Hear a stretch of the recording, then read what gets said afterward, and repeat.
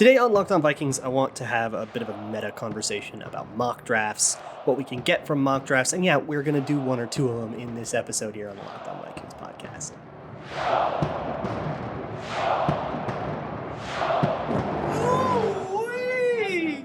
You are Locked On Vikings, your daily Minnesota Vikings podcast, part of the Locked On Podcast Network, your team every day. Welcome, everybody, to another episode of the Locked On Vikings podcast, part of the Locked On Podcast Network, your team every day. As always, I am your host, your pal, and the kid you copied off in math class. My name is Luke Braun. You can find me on Twitter at Luke Braun NFL. Shows on Twitter at Locked On Vikings. Thank you so much for making Locked On Vikings your first listen of the day. And today I want to talk about mock drafts. I don't necessarily mean doing a mock draft, but I think we will just for proof of concept. But I want to talk about how to get more out of mock drafts. This is going to be a bit of an unhinged and rambly episode. Some may say those are my best. Some may say those are my worst. There's also an unhinged and rambly article that goes along with this if you'd rather read this kind of thing. But look, there are too many mock drafts. There's too many of them. And they all kind of blend together and become the same. And by the time the draft actually rolls around, we're all just kind of super bored and burnt out of it. And the idea of simulating the draft is really, really fun up to a point. And why do we get so bored of it? And I was kind of thinking about this, like, mock drafts are all different, right? Every single one is its own unique snowflake and its own unique draft thing. After the draft, we will spend weeks analyzing it and dissecting what happened in the class that they got and the trades that they made. Like, there is no shortage of analysis that can happen to a draft outcome. Why doesn't that apply to the same fake ones? Why doesn't that apply to simulations? And I think the reason is because we approach it wrong. And so my goal for this particular episode is to expand, not change, but expand on the way that you approach mock drafts. So for this article that I wrote, I whipped up a quick mock draft. It's nothing special. It's just another one and a little sentence. First rounder was Derek Stingley. Everybody's really familiar with that. Second rounder, I took Boye Mafe out of Minnesota. Third rounder, I took Kobe Bryant out of Cincinnati. So I did two corners and an edge rusher, and then late round, took some guys. But I want to make you think really hard about that opening sequence. Cornerback, edge rusher, cornerback. But I want to make you think about that opening sequence of Stingley, Boye Mafe, Kobe Bryant. And what is your reaction to that sequence when you see it in a mock draft? What do you think? Do you think, oh, corner, edge rusher, corner? And then you have an opinion on that. Maybe that's too much defense. Maybe you wish there was some offense. Maybe you're happy that that's two corners, or you're sad. Do you think, oh, I don't know about Stingley, he's got that foot injury, or I didn't love his 2020 season? Or do you think about like Boye Mafe and Kobe Bryant and your evaluations on them? Are you thinking about the players specifically? And I think of those two things, I'd much rather have you think about that. Think about what you think of the guys themselves, the players themselves, rather than generically saying cornerback, edge rusher, cornerback, because we know these players are not that generic, right? Picking a first-round cornerback and picking a third-round cornerback, those two guys are way different people, even though they play the same position. It's not good cornerback, day two level of quality cornerback. We can get more specific than that, and I would love it if you were. But I want to get you even deeper than that, because we approach mock drafts mostly with that kind of calculus. With either, did they take the right positions, in my opinion? You know, if I did a mock draft like the one I did on Monday, for Mock Draft Monday, where I took a defensive tackle and then a quarterback and then an offensive tackle, people probably wouldn't like that sequence as much because those aren't necessarily positions that are going to get snaps right away, and that draft won't have a huge impact on the next season, versus something like going, taking a corner and then taking maybe a guard or a wide receiver or something, and then maybe taking a safety or somebody that's going to really get on the field or fill a position of need, or another corner or something. That is going to be the calculus most of the time. And when I post mock drafts, and I see this in the comments and responses to other mock drafts, that is like the lion's share of the response that you get is, did you take the right positions? And if you didn't, then you better have a really good reason for doing so. But we know that best player available probably trumps need, right? We kind of understand that if Kyle Hamilton's on the board, and that's, safety's not necessarily as big a need because we got Cameron Bynum and Harrison Smith, but we're going to take him if we're really into him over like a cornerback like Trent McDuffie that we're maybe not as excited about, right? We understand that. Maybe you disagree, but in general, you're going to take the stud player if he falls. And even if they're not at a position of full need, you'll sort out the redundancy later, trade a guy away if you have to. So why is it then that the majority of what goes through our brains when we consume mock drafts is, did they take the right positions? Is thinking about them by the position. So I would love it if you were thinking deeper and you were thinking, yeah, I really, really like that player. And, I'm really into Trent McDuffie, and you're thinking more about Trent McDuffie than you are thinking about him as like a cornerback. But again, we can go deeper than that, because ultimately we are going to get bored with a set of mock drafts that are just a binary over and over and over again. Do I agree with the pick or don't I agree with the pick? Do I like taking that position? Do I like taking that player or don't I? That binary gets really, really tedious by mock draft number 842. So we've kind of talked about the basics of this, and I want to be able to expand the way that you think about this and really set you up with more tools. So I want to expand the experience of consuming a mock draft for you and your experience of doing mock draft simulators on your own.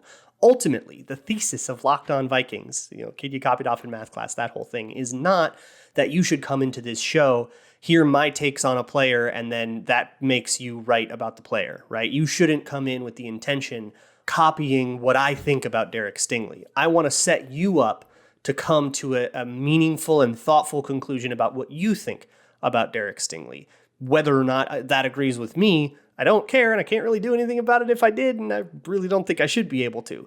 So that's where I want to go with these mock drafts. I don't want you to look at Mock Draft Monday as me putting out a draft that I think the Vikings should do, or the one that I would do, or whatever.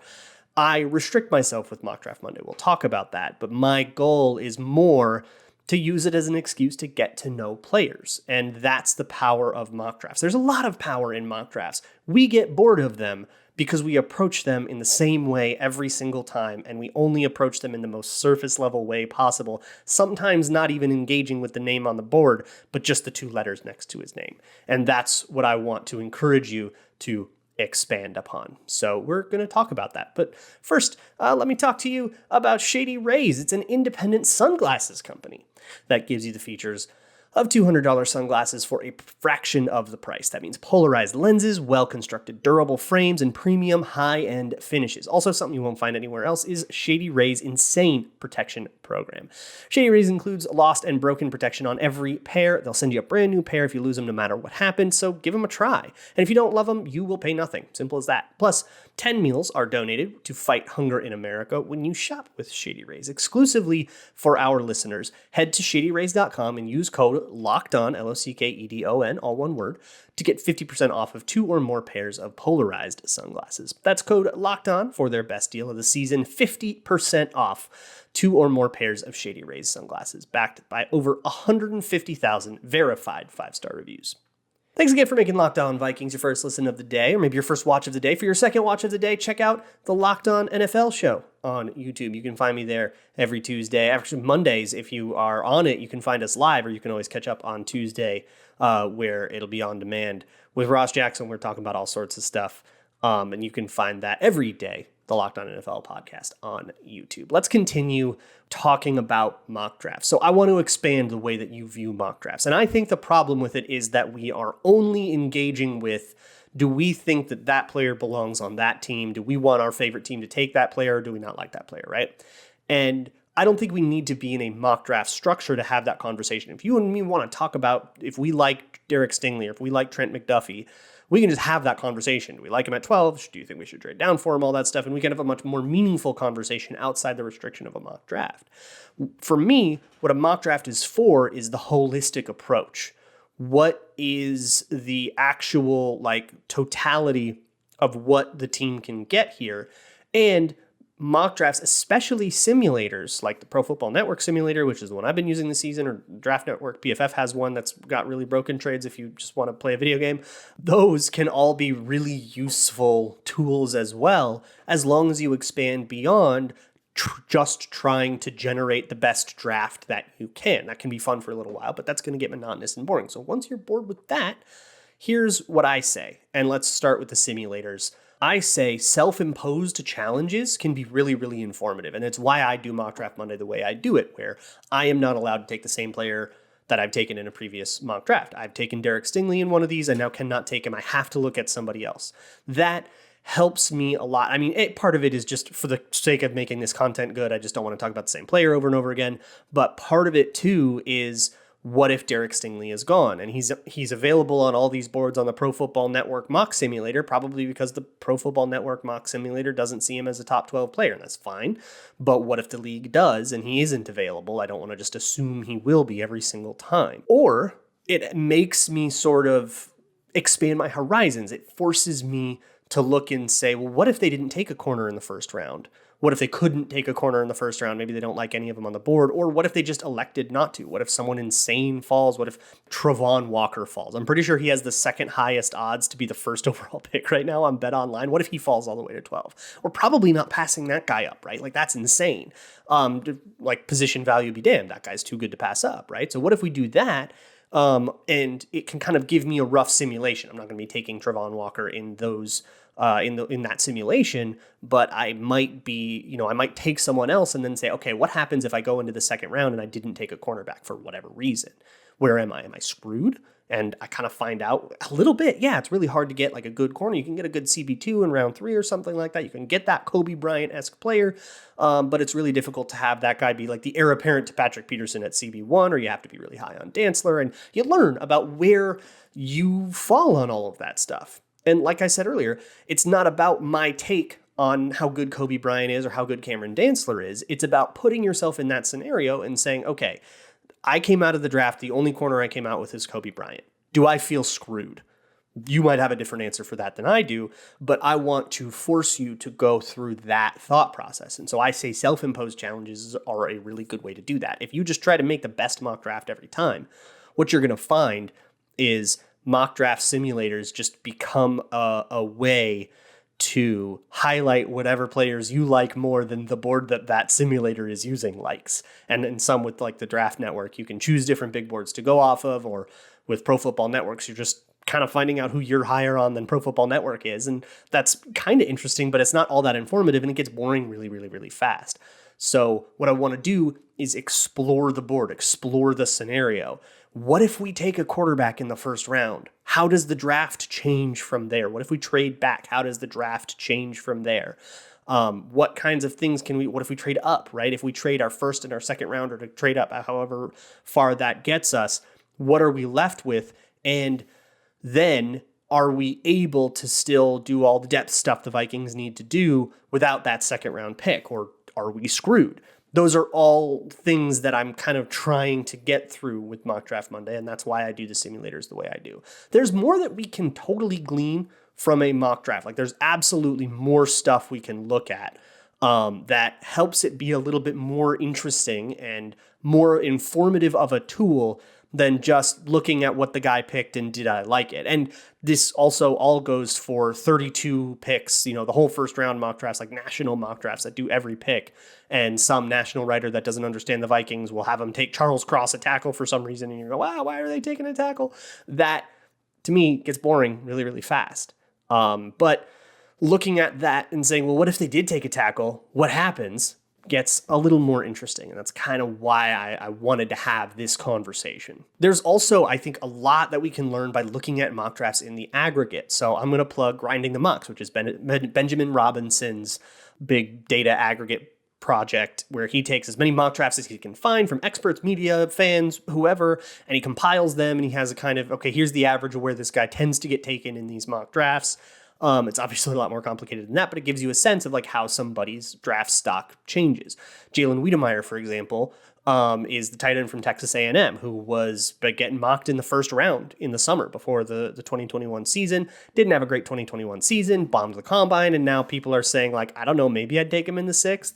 And you can see on that chart that kind of decline, and where that decline steepened is right around the combine, and you can see the effect that had, and that can also help you. Okay, Wiedemeyer was seen as this good of a player before the 2021 season. Is the 2021 season truly who he is, or did we all get way too low on him because he bombed the combine? Those are questions that I don't know if I have an answer to. And even if I did, I wouldn't want you to parrot mine. Come up with your own answer to those questions. But aggregate mock drafts can be really helpful. In a similar vein, Arif Hassan's consensus board is really helpful. That's more about big boards and people doing actual player rankings, but it gives you a sense for kind of, okay, what does everybody think this player is? And if I'm higher than consensus on this player, what's my reasoning for it, right? If I'm higher than consensus on a player, I kind of say, okay, I have to explain myself. And maybe I will explain myself and I'll defend it. And I'm perfectly comfortable going outside the norm, but I think you got to defend that and say, okay, well, I think he's better than everybody else thinks he is because I don't happen to care about this thing everybody else cares about. And that's how you can get your draft hot takes all lined up. I want to do one. I want to do a mock draft with this kind of parameter in mind. And we're not going to come out with the best mock draft you've ever seen. You might not be that excited about it, but that's not what we're after here. We're after a learning tool. We want to get better at consuming this and be more informed on draft weekend. That's what I hope this podcast can bring to you. So I want to do one, and we'll see kind of what we can glean from it. But first things first, let me talk to you about the best tasting protein bar in the planet. Built Bar, absolute staple if you're trying to lose or maintain weight, because we all get chocolatey cravings late at night. We all feel the inner urge and desire to sin.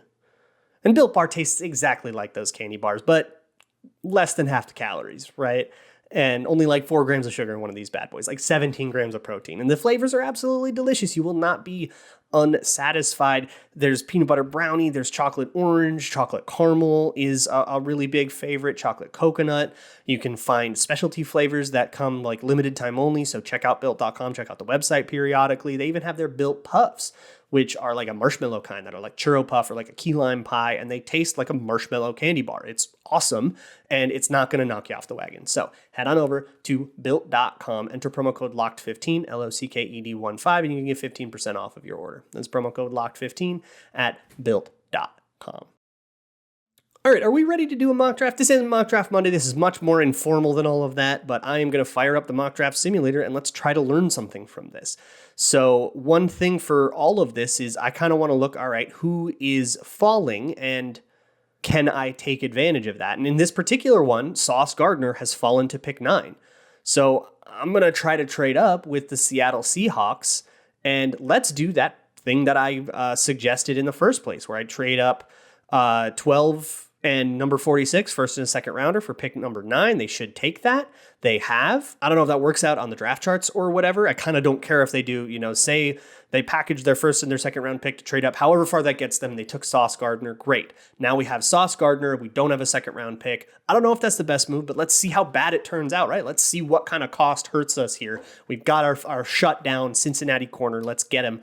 And now we don't pick again until pick number 77. We can always trade that up as well if we want to, but I think I'm going to let the draft come to me for a little bit, and see kind of where the board is at, and do the Vikings have these pressing needs? So while we wait, what are the pressing needs the Vikings have at this point? I do think they need another corner. I'm not feeling great about just giving Cameron Dantzler a job outright without him earning it. He's got to beat somebody in a competition, right? We do need another corner, I think. Patrick Peterson is not going to be around forever, and I don't necessarily feel good about the group being a rookie we just drafted in Cameron Dantzler going forward. So I would love that. I think we might want a linebacker. I think we could totally use like a run stuffing kind of edge rusher type. I think we could definitely use a safety, heir apparent to Harrison Smith, heir apparent to Adam Thielen, get our sort of understudies for our older players and see what comes from there. So I see a few people that could fill this. There's Kobe Bryant, just take the other Cincinnati corner. There's Martin Emerson, if you like him at a Mississippi State. If you want a wide receiver, there's Justin Ross out of Clemson. This board thinks that would be a huge reach. There's also Romeo Dubes from Nevada. So I think whatever you're looking for, David Ojabo is still on the board because of his Achilles, so you could go that direction. So we could do that. That feels like a guy that's not going to be ready to play right away, and I think we need more immediate impact. So unfortunately, I think I do have to pass on him. I'm going to go with Romeo Dubes out of Nevada and say, okay, we've got a new wide receiver.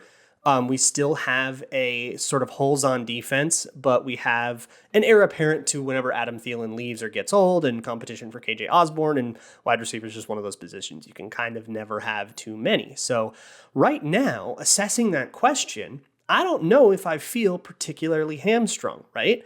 We at least have papered over options for everything, right? We have Peterson and Sauce Gardner are going to be your starting corners unless Cameron Dantzler totally explodes and steals a job, which we'd be perfectly happy about. On offense at this current juncture, I mean, we've got an offensive line we're starting Garrett Bradbury. I don't know. I know a lot of people don't like that. I'm going to be fine with it. But if you aren't, maybe that's a problem. But otherwise, we got this huge right guard competition. The rest of the spots have a guy that we're going with. We have Irv Smith at tight end. We've got the running back room is set up. So our offense is pretty set up for success. And then defensively, we need an eventual replacement for Harrison Smith or a guy to compete with Cam Bynum. But if that ends up being the two guys, like that's not embarrassing, right? I think we could still use corner depth. I think we could still use linebacker depth. I could still use one more beefy guy on the defensive line, but it feels like you can take that into the season and not be embarrassed. So what I've learned here is if we want to trade up and really get a guy, if we really like Sauce Gardner that much more than everybody else, we can do that. The thing is, we probably don't have to, because we probably like Derek Stingley just as much, right? Unless you have a really, really strong opinion that Sauce Gardner is better than Derek Stingley, and by such a great margin that losing out on that second round pick is totally worth it to you, in which case go ham, yeah, trade up, be my guest. But what we've learned from this is as I'm going through this draft not having a second round pick, I don't feel all that hamstrung because of the way the roster is constructed, because enough positions are papered over where I don't feel like I'm going to go out and like embarrass myself. Now, also on this simulator, I just got an offer from the Panthers to move back 4 spots in the 5th round. I'm at pick number 156. I would go back to pick 160, pick up a very late 7th rounder, the third to last pick, I think, in the entire draft. I'm going to accept that. I love having an extra draft pick in exchange for moving back a few spots. And you don't necessarily move past, there's 4 guys in the 5th round. You don't necessarily feel bad about moving past those guys. And now I just picked up an extra dude, so that's great. So I'm going to look at this Haskell Garrett dude out of Ohio State. He plays defensive tackle. He's a pocket pusher. He can be a run defender. We're going to take him and call that a guy that can maybe rotate in or compete with like James Lynch or Armon Watts for that job. That sort of base defense, rotational defensive lineman type job. And then from here, you can kind of take it whatever direction you want. I like Danny Gray out of SMU. He's a guy that I'm a fan of. And now I'm sort of falling into the trap of just I'm taking guys that I like. But here in the later rounds, it's a little bit less of a big deal. Jojo Doman out of Nebraska. There's a linebacker. We'll take him. And you can kind of finish out the draft from here. I'll take another guard out of Ohio State. What could go wrong? I'll take Thayer Munford, who is like a big guy who's not very much of a scheme fit in a wide zone, but like who cares? And then now I'm about to reap the benefits. I'm going to pick at 250 and 260, and I'm going to reap the benefits of that stupid trade down that I had before, which I don't feel like I lost out on much by doing. And I got a random 7th rounder back, and I'll pick those 2. So again, we're feeling out the landscape of the draft. We're feeling out, okay, if I do this, I don't necessarily know if it'll be worth it, and I want to be a little more practical than just looking up on a chart if I made a good trade. I probably overpaid to move up to pick 9, but Sauce Gardner probably doesn't fall to pick 9. So maybe I paid what I would have to pay to get that particular player in real life, and the simulation is still useful in that way. I'm not presenting this as my favorite draft that I think the Vikings should do exactly this. I'm not even presenting it as a draft that I necessarily think the Vikings should do at all. I don't think they should do that trade up. I think Derek Stingley is perfectly an acceptable person, and if he's there at 12, just take him and just let him come to you and keep your picks. But now we have a sense for exactly what that cost is, and I feel like trading up in the first round, especially at this high in the first round, is usually feels a lot more expensive than it feels this year. And that's the lesson that I'm taking away from all of this. So for the completionists out there, I am taking a center out of Washington, Luke Wattenberg, And at 250, and then with my extra pick, that's really fun. I am going to take one of those Minnesota Golden Gophers O linemen. I'm taking a guard, Blaze Andries, out of Minnesota. So there we go. I got an extra guard out of it, and it didn't change anything. So I could post that mock draft and say, look, here's a draft. This is some stuff I did. And people would probably be like, why'd you trade up? I wish we had a second rounder, blah, blah, blah. But it's okay if you don't think that worked out pretty well. The point is that we tried it, we went and did the experiment, and we're thinking more about the landscape of the draft than we are thinking about the do I agree with this or not? That's not the argument that I want to have. I want to use mock drafts to understand the draft board better so that when the real thing happens, I'm comfortable and I feel like I'm in familiar territory. I know, again, like a long, meandering, rambling one. There's a lot of prospects here. Let's call Danny Gray the prospect of the day because he ended up in my mock draft in my article that I kind of did the same exercise. So we'll say Danny Gray, prospect of the day. So we'll go back to normal tomorrow. I still feel like I have an incomplete evaluation on Chris Reed. I want to complete that with you. So hopefully that'll be an episode at some point this week. We'll cover whatever news, whatever comes up. In the meantime, check out the Locked On NFL Draft podcast. They are going to do a much better job of getting you familiar with these prospects, especially from a national angle. Get this out of the Vikings angle and kind of step out of that bubble for a little bit. So go check that out. I will see you all tomorrow. And as always, Skol.